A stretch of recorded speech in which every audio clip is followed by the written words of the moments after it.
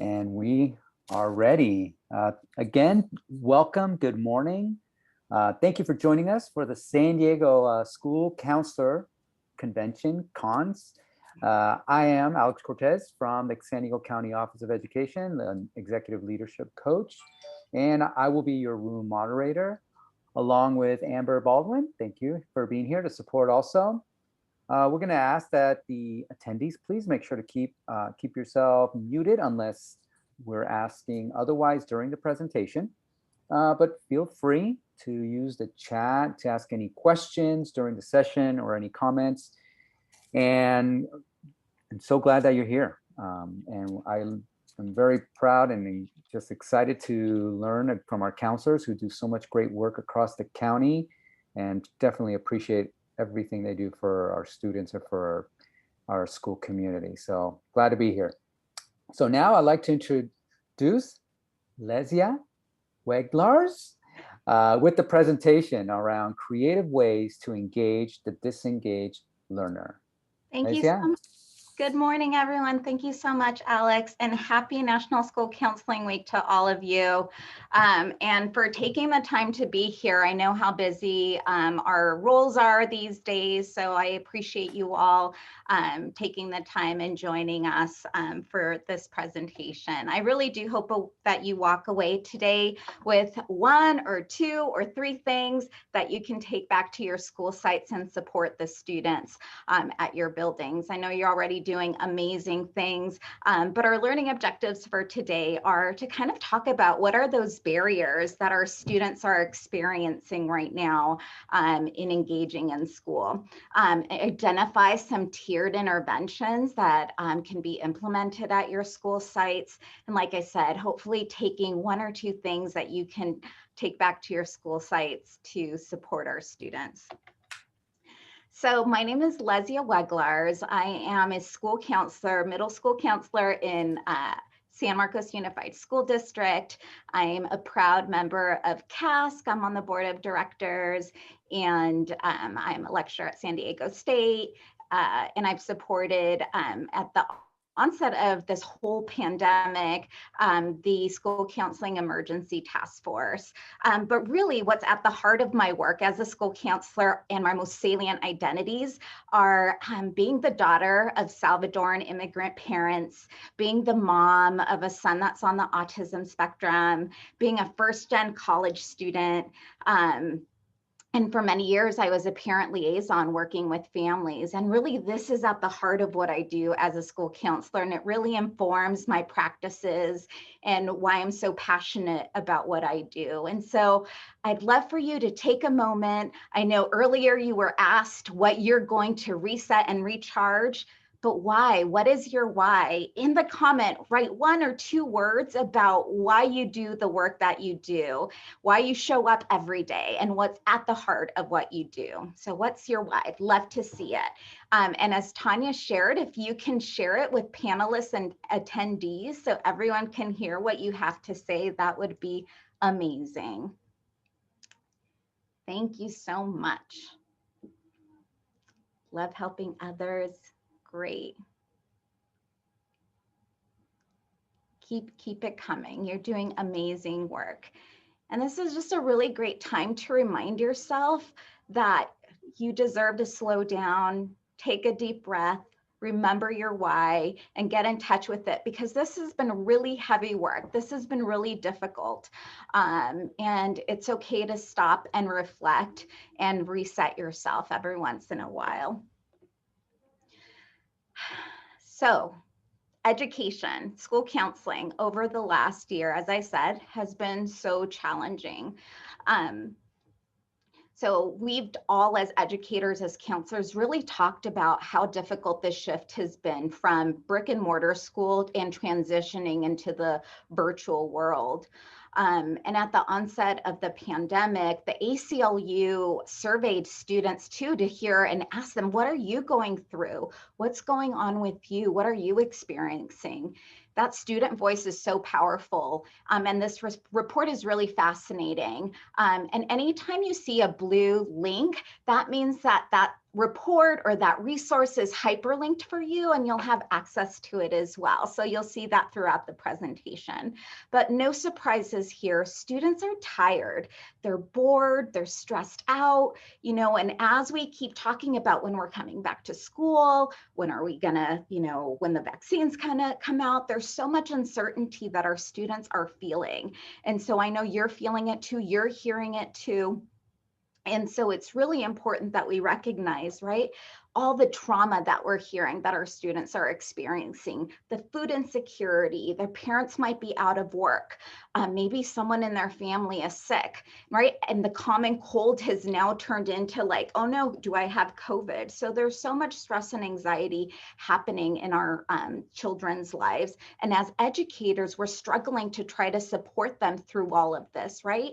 And if that wasn't enough, the racial protests, the political violence that's happened during this year. And as educators, we wanted to support our students. And whether or not your school sites, your school districts are bringing these things up might even influence how you carry this, right? Because sometimes silence makes it even harder to support our students if you're not given that permission to reach out to them or talk or provide resources. So just wanted to really refocus kind of what we're working with right now. And it's really a lot.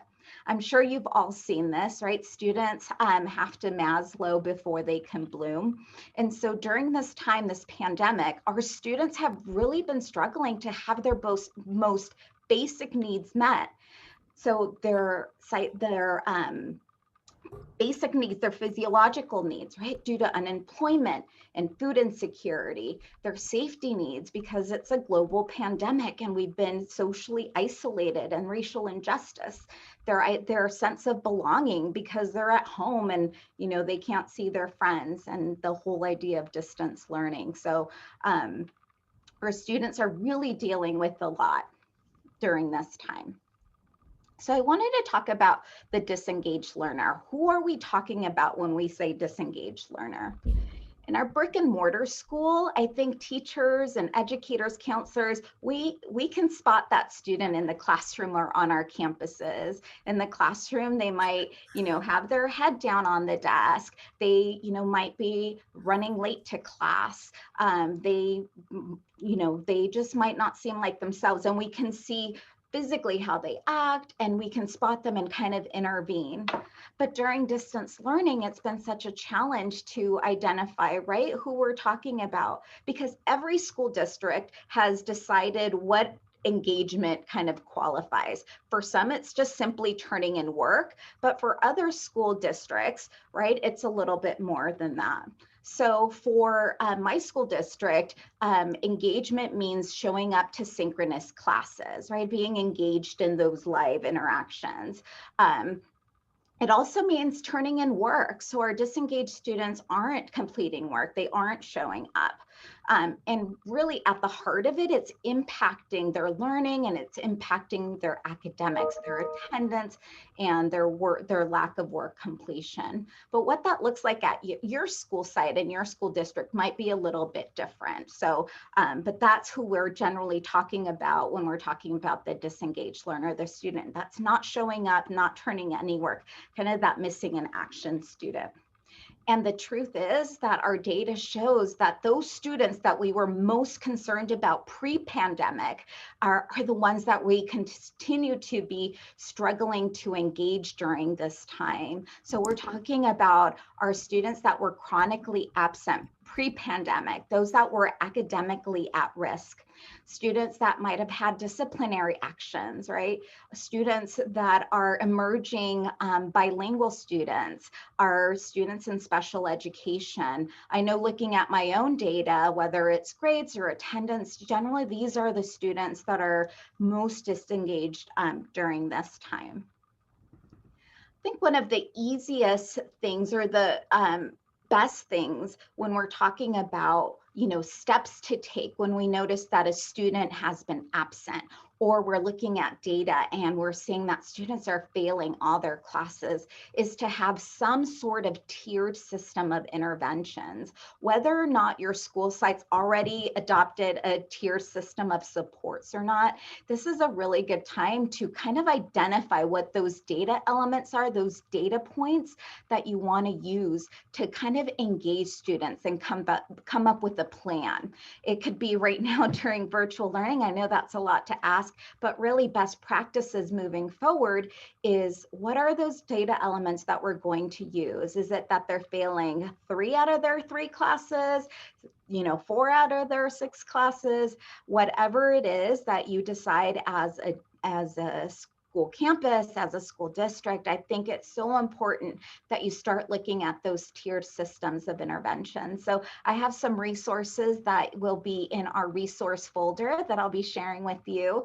But Hatching Results has a great worksheet that you can take back to your school sites. I've hyperlinked an example of something that we're doing at our school site. It's pretty basic, but it really outlines not only for us as counselors what we have to do, but also helps support teachers too in knowing where they are in the process, right? Is the teacher the first one that's supposed to call home? And then if they don't hear a response to, then we intervene. But if we could spell that out and put it in writing, I think that that'll help all the stakeholders on our campus. So that'll be something that you can take a look at and take back to your counseling teams.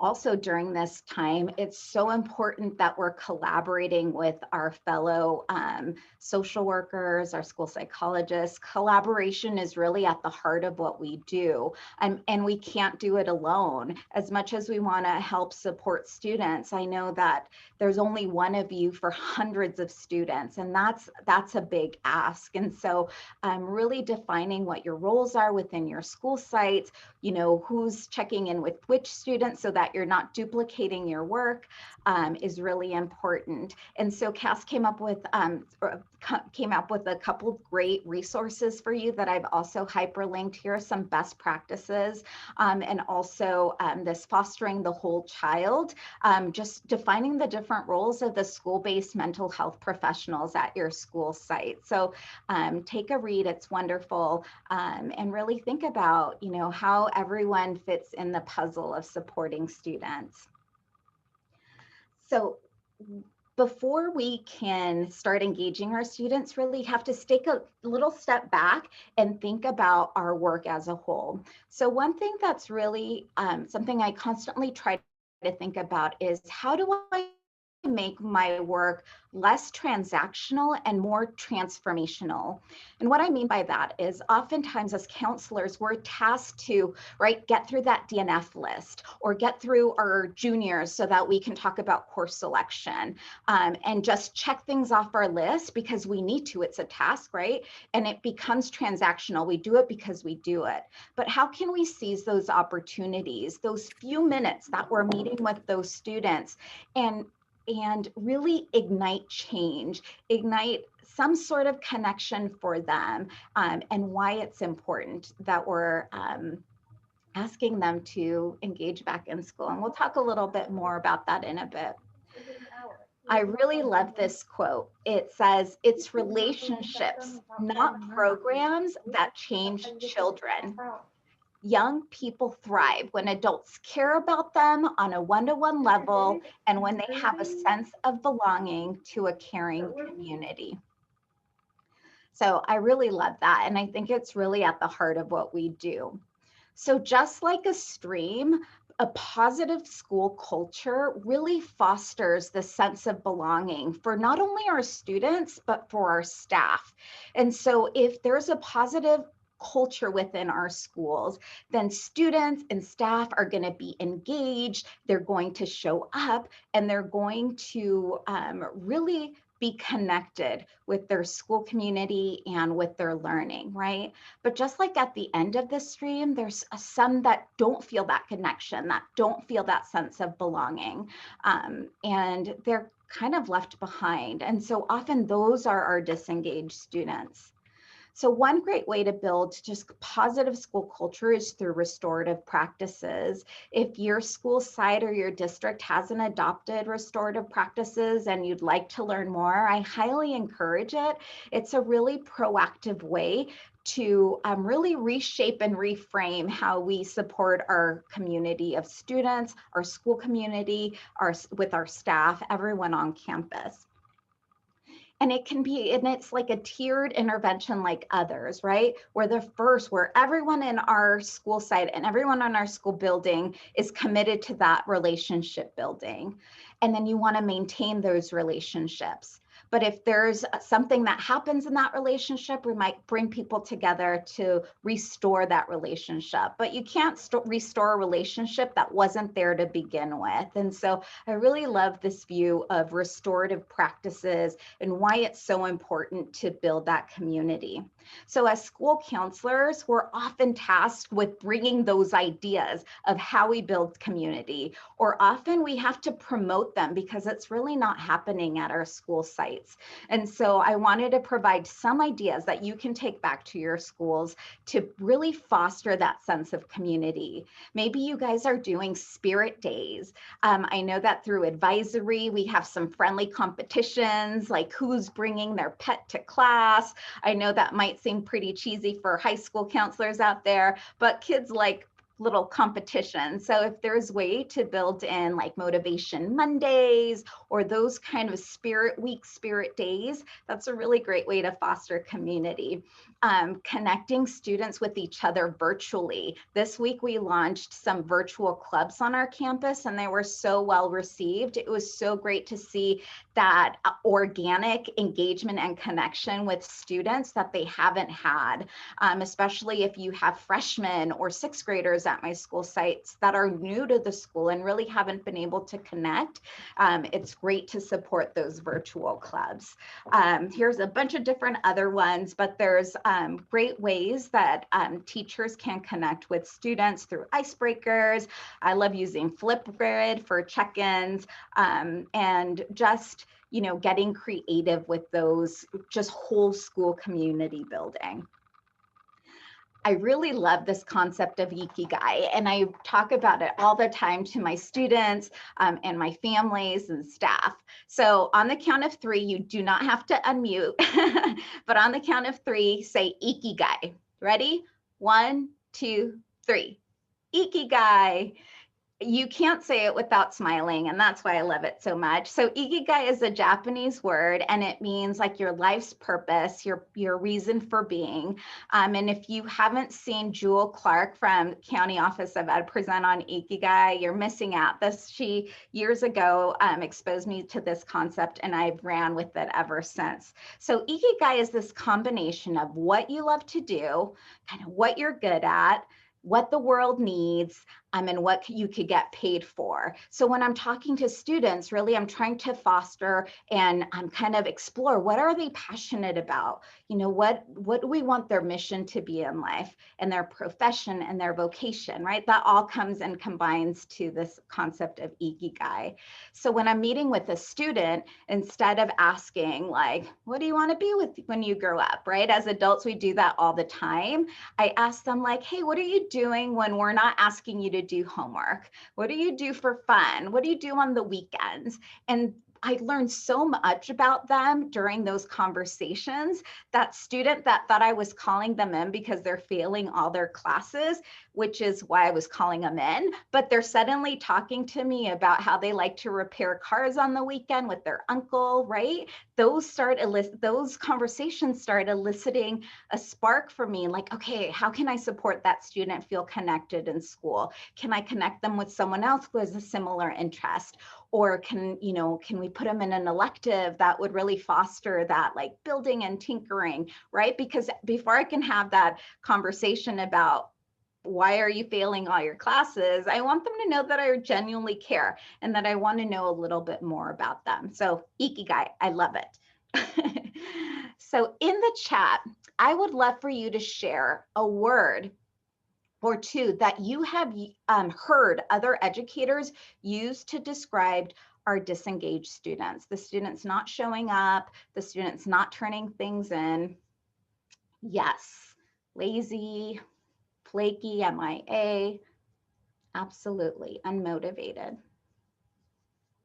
Thank you. They just don't care. Parents don't care. No one cares, right? Excuses, excuses. Absolutely. I've heard it all.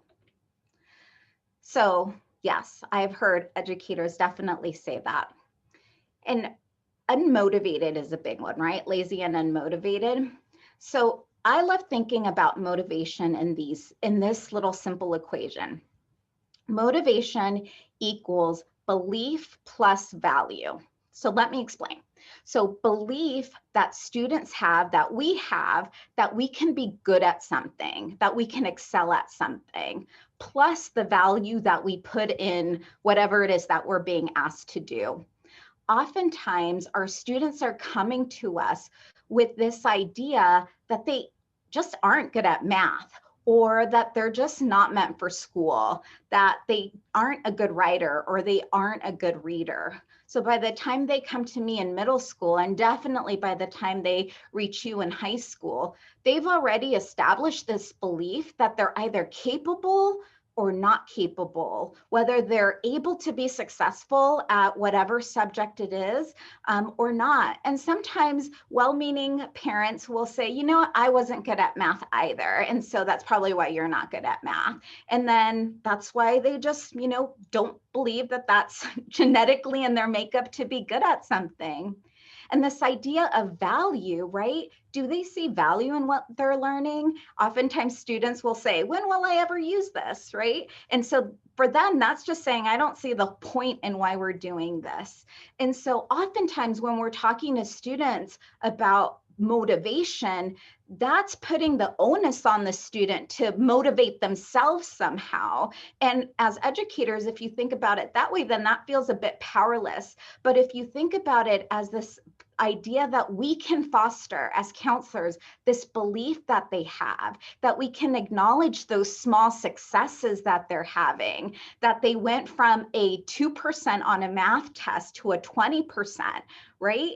Yes, they're still failing, but they made progress. And so I think that that's our role, right? To find those little areas of success and really foster that and say, hey, you are doing great, right? You showed up to 2 of your classes. That's awesome. How did you do that, right? And helping them make that connection and value for them. And so by moving away from this, hey, students, motivate yourself, right? And saying, okay, maybe I can support in this area of motivation. I really love that. And I feel empowered to think about it that way as well. Because the goal, I think, for us when we're working with students is that eventually they're just intrinsically motivated to do well. They'll tie it to their Ikigai. They'll feel pride in their work. And sometimes it does take some external motivators like a treat, you know, it could get good grades on the report cards and things like that. Hey, we're motivated by our paycheck every month. And so we have those extrinsic motivators, but also there's things that we are intrinsically motivated to do well and continue doing what we're doing. And the truth is that our students are coming to school to learn certain skills that they haven't learned yet and that we're asking them to be good at, especially during distance learning and virtual school. We're asking them to be organized and manage their time and turn things in and do all these things that maybe just developmentally they aren't really there yet. And so taking a step back and saying, okay, which area of these are students still needing skills in? And we can really walk them through and guide them through. Is it that, you know, they need help with their organization and their time management? Maybe they need help with their emotional control because school is super stressful right now. And so I love just kind of taking a step back and saying, okay, where is it? It's maybe not a math or English thing. Maybe it's something, a bigger area that we can support with. So I love giving students something that they can walk away with. And during this time of distance learning or hybrid, wherever your school sites are at, it's hard to give them anything. But I like to provide tips on things that they can do. So I have this little checklist for my students. I have one for brick and mortar school, like tips, things that they can do to be successful. You know, are you checking your grades? Do you have a quiet space? Have you reached out to your teacher? Just some sort of visual that they can look at and ask themselves. As adults, we kind of do this in our head. It's habits. Like, did I pay that bill? Okay, did I, contact and make my dentist appointment? But students are still developing those skills. So this is hyperlinked for you. Feel free to take it back, adjust it for yourself. I email it to students, I print it out, mail it to students. So they just have a little visual for them to have a little checklist as they're going through their day. And also how they can contact me. That's always important for them to know. And I really like being honest and real with students too. I know as parents, sometimes we tell our kids like, hey, put your phone away, it's distracting. And all kids hear is wah, wah, wah, wah, right? But then if a teacher or an educator maybe says the same thing, they might be a little bit more apt to listen. And so I love this research that came out that there was a link between the distance that you had your cell phone and your grades. And so I'll talk to students about that and say like, hey, where's your phone? Is that distracting? Oh, did you know that? And then I'll, cite research. And you can't argue with science. Well, I guess you could, but in this case, students think that's really interesting. So I have hyperlinked that research for you in all your spare time if you want to take a look at that. But I really like this visual and just being real and honest with students about things like that. So I wanted to take a minute and share the story about a note. So when we're in a brick and mortar school, I love writing notes to students. And part of it is just an efficient way to communicate with students instead of like sending them a pass and then asking them to come down and taking them away for class. And so I usually do this for different reasons. Maybe like if a student was upset and I just want them to know that I was thinking about them, maybe I'll say like, hope you're feeling better. Let me know if there's anything I can do to support. Or I might use it to remind them of, if we're checking in after school or at lunch. But I also use notes too if there's a student that's been absent a lot and just let them know like, hey, I'm so glad that you're on campus. And so I had a student that was chronically absent, would miss weeks of school on end. And we tried everything to get him engaged. And so I noticed that the student had showed up. I wrote the note, I sent it off, and I just said, I'm so glad that you're here. I'm happy you're here. Let me know if there's anything that I can do to support. And so usually when I send my notes off, I'm really not expecting anything in return. I can kind of picture a student reading it, rolling their eyes, maybe tossing it in the trash or something like that. And that's okay. I just wanted to let them know that I was thinking about them. And so I sent my note off to the student, and then they didn't show up the next day. And so, I decided, I have a little bit of time in my schedule right now. I'm going to do a home visit and see if everything's okay. So I went out with our SRO to do a home visit. The student was still sleeping, parent was at work. And so I think a sibling was home and opened the door. And so we went in, and as the SR is like talking to the student in his room, I glanced over and, his room didn't really look like a kid's room. I was thinking of my own son, no posters, toys, anything like that. But I looked over on his dresser, and there was my note that I had written him the day before. And it was at that moment that I realized, right, like, why didn't he just throw that away? Was that little acknowledgement that important to him that he kept it? I know that I was touched and thought like, wow, that was pretty amazing, right? That he kept this note. And so ever since then, I've really continued to write my notes. Even in this virtual world, I mail notes to students if they're improving in their grades, if I'm thinking about them, those kind of things. Something that takes me literally like a minute to do might mean a whole lot to a student. And so I wanted to remind you that those little things that you do that are probably just part of your things that your program, the calls that you make, the text that you sent, the email that you send, you might think that the student might not care about it or just might, archive it, throw away, whatever, but it might mean a lot more to the student than you think. And often our work is thankless. We don't see the fruits of our labor, but I want you to know that it does make a difference. And I think earlier, if you had the chance to hear Tara Brown speak, she was talking a little bit about those, right? Those little moments where students really remembered how it made them feel. So seizing those opportunities.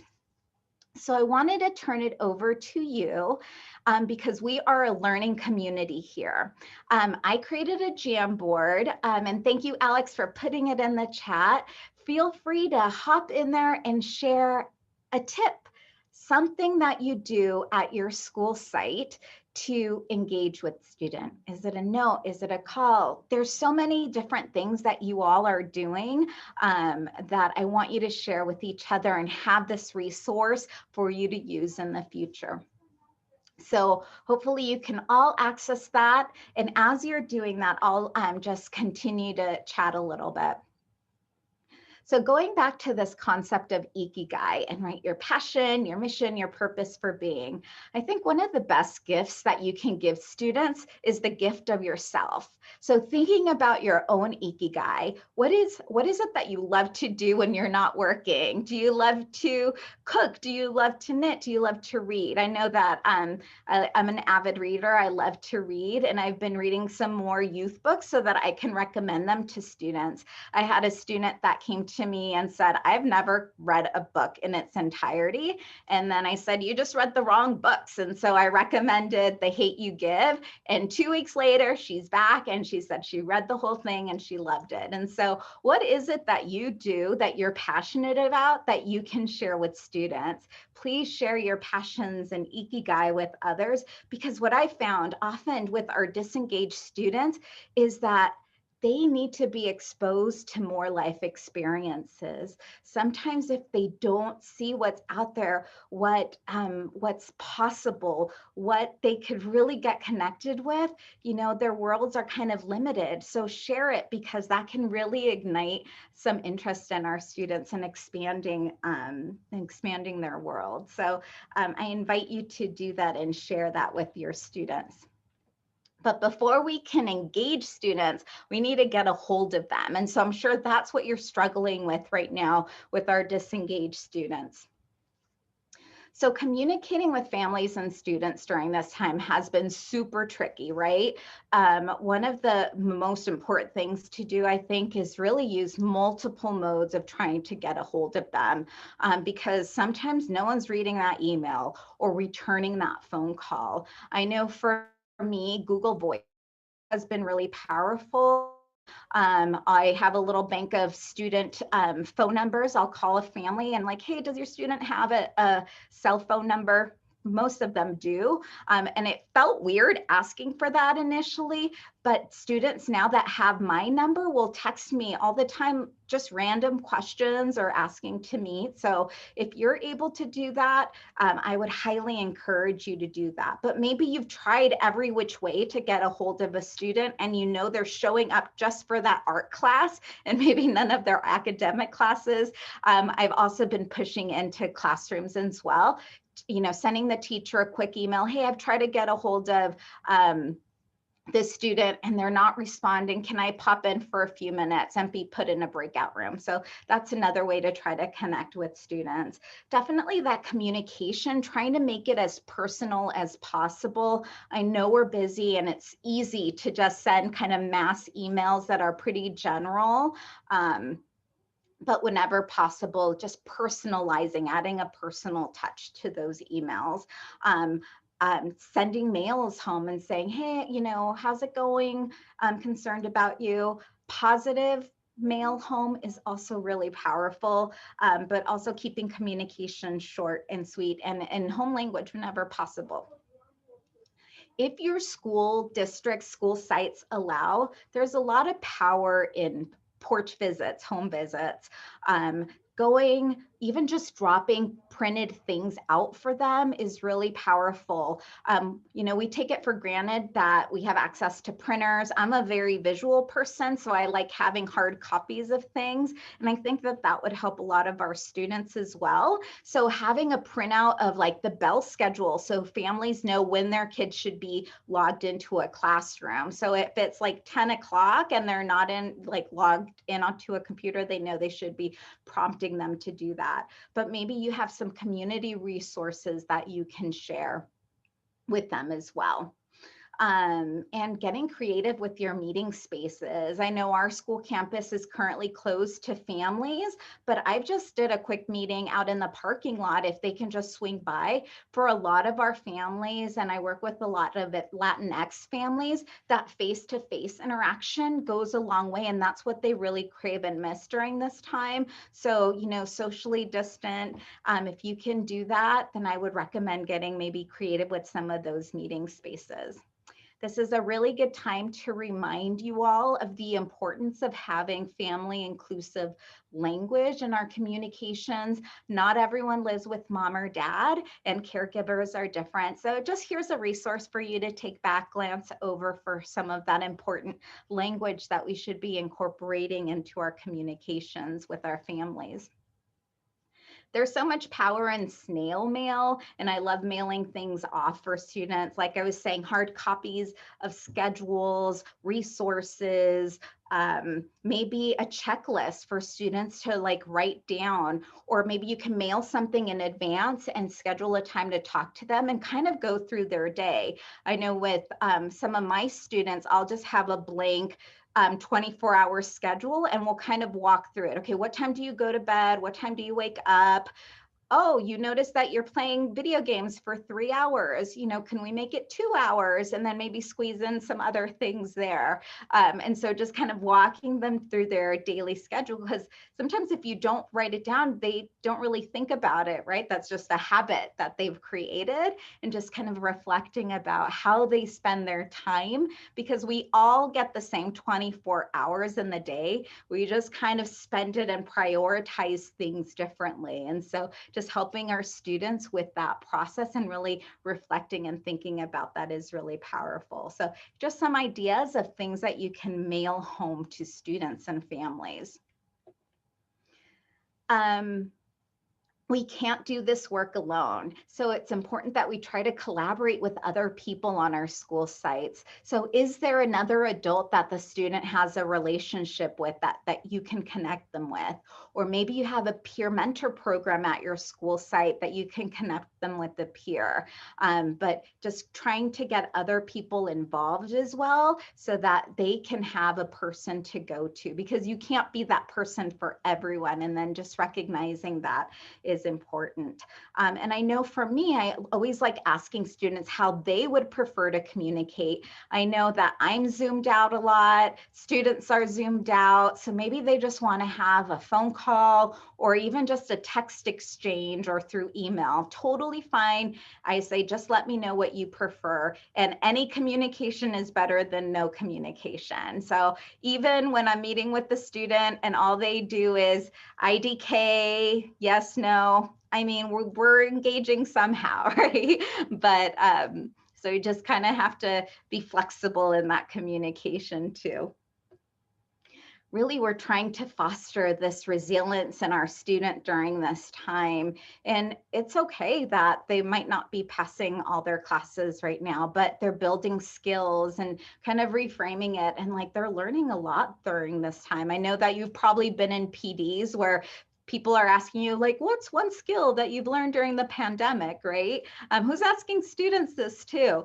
So it's important that we remember that we're really just fostering that resilience in our students to overcome these challenging times during the pandemic. One thing that I think it's super important in our roles is to build this emotional literacy in our students. You'll have these resources for you to take back. And I like having a visual when I'm talking to students. And I've actually referenced this myself when I'm like, I don't know how I feel about this. I know I'm mad, sad, and then we kind of get stuck right there. But having this visual and helping them process what they're experiencing, I think is really powerful too. So students of all ages, adults, like using visuals to help process different events or things that are happening in their lives. During the pandemic, my colleagues and I created a virtual wellness room as a resource for students that are just need some self-care time.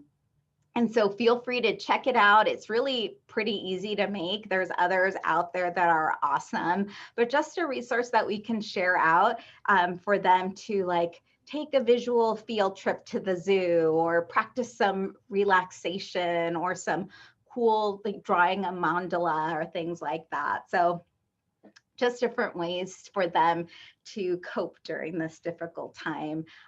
Coping strategies are always something that I have on hand when working with students, and links to apps that they can download on their phone. My tip to you though is whatever resource you're providing to students is to model for them what that looks like, kind of walk them through, because if you just give them a resource, sometimes they just really don't know what to start, especially, you know, this one, I think it has 100 coping strategies. So when I'm meeting with the student, we'll maybe highlight, if we're in person, like what are you already doing? Maybe what would you like to try? Pick 3 things that you might want to try this week. So definitely model, talk about it a little bit more. Like I said, I always love having little giveaways or stuff for my students. Now I'm just kind of mailing them or whatnot, but I have some that you can take back to your school sites and use with your students, whether you're hybrid or hopefully fingers crossed, we're going to return to some sort of normalcy in the near future. But just wanted to give those to you to have on hand for students too. So that's in the resource folder. I shared that I was the chair of the COVID-19 Emergency Task Force, and one of the things that we put out there was this COVID-19 website to support all of you amazing counselors support students. So this is hyperlinked. There's a lot of ready to use presentations and resources, because we want to work smarter, not harder. Someone was out there and generous enough to donate their time and resources. Please feel free to look and share. I try to keep it as up to date as possible. So there's definitely resources there, you know, about the insurrection when there was wildfires. I added some resources for that. So please know that as things come up, I'll continue to update that. If you have any resources that you're like, oh, everyone should use this, and you don't see it, email me. I'm happy to add it and incorporate it. So that's another resource for you to use. Attendanceworks had some really great attendance type of resources on how you can support students. The one on the right talks about using incentives in your school for attendance. And so personally, I don't use a lot of external incentives like, you know, gift cards or things like that. But, you know, if you have access to those, I think that that's something that you can definitely explore if students are motivated by that. And I wanted to kind of end on this quote: cumulatively, small decisions, choices, actions make a very big difference. And I really love that, and it really sums up what we do. I wanted to thank you for everything that you're doing to support students during this time. I know it's super hard, and I want to make it easier for you. So there's the link to the resource folder with lots of goodies for you to take back and adapt to your school counseling programs. So we have some time for questions. I'm happy to answer anything that's come up. Thank you so much. Thank you, Lesia. Thank you so much for sharing and providing so much insight on really how to enhance our connections with students. And thanks, great ideas, tools, strategies that really are helpful. to really make those connections, and it's validating what many of us are doing, but also enhancing what is in place. So thank you so much for all that.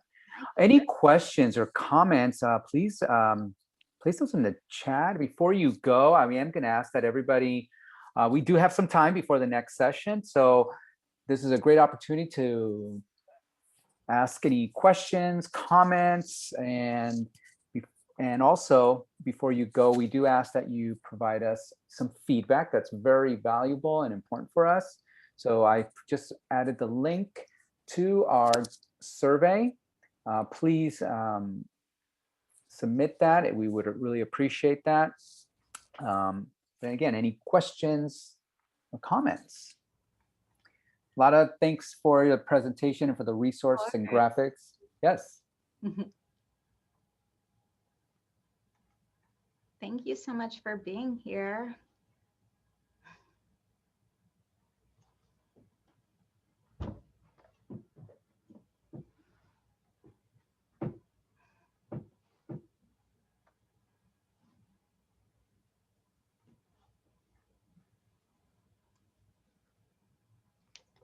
The power of positivity, Leslie. That's one thing I took away.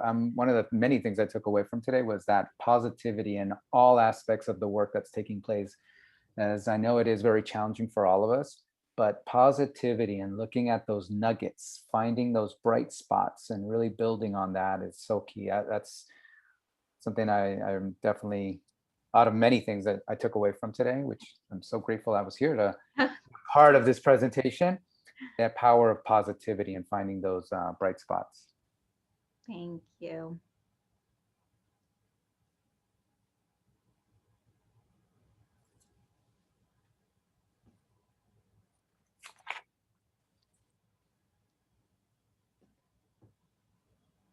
Thank you, everyone.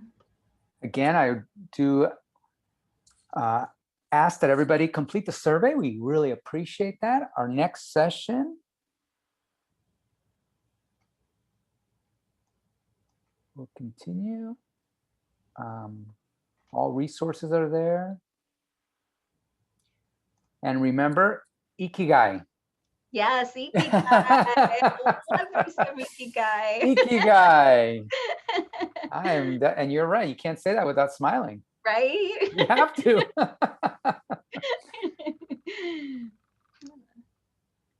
Yes, remembering your why. Thank you, Diego.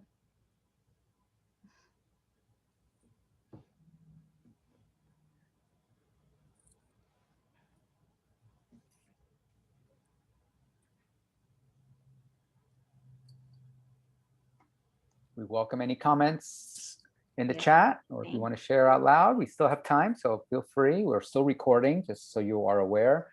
But if you have any questions or comments, please share those. And also, again, if you can please complete the survey before you go, we would really appreciate that. I appreciate all the comments in the chat. Definitely filling my own bucket.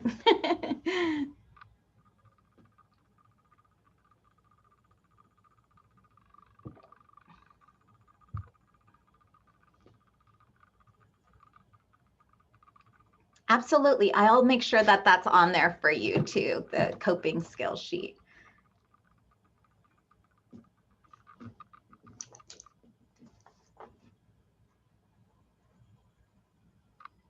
It might be under the for students. So if it's not there, I'm happy to add it.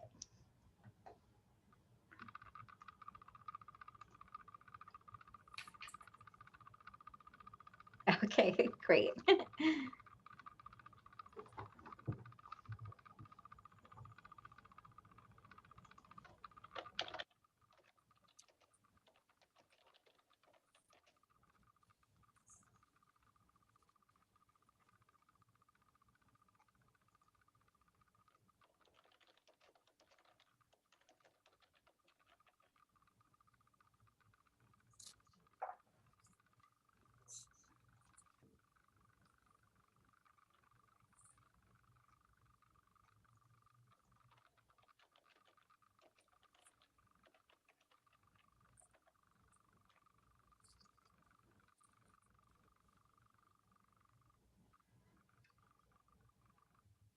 Lesia, did you see the comment by Chandra about I the handout? did. Yeah, I'm not exactly sure which one, but I'm happy to add anything that I might have missed.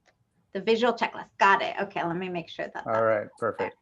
yeah, and I think if you click on the link, Chandra, from the PDF presentation, it might take you to another folder, but I'll make sure to maybe add the actual Word doc to the folder too. Got it.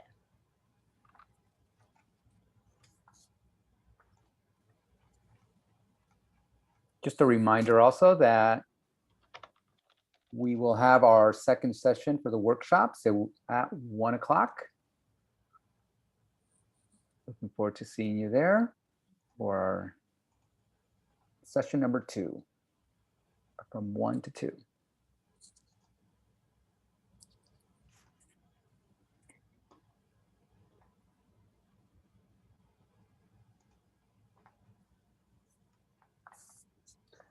I want to again thank Lesia for all the information, all the insight that you provided today, and also want to thank Amber for her support. Yeah, Thank you. Thank you. We are going to stop the recording, but of course you can still ask any questions, comments. I'm sure Lesia would be glad to respond to those, but I will stop our recording right now. And again, thank you for everybody for joining us. Thank you for all our school counselors for what you do day in and day out.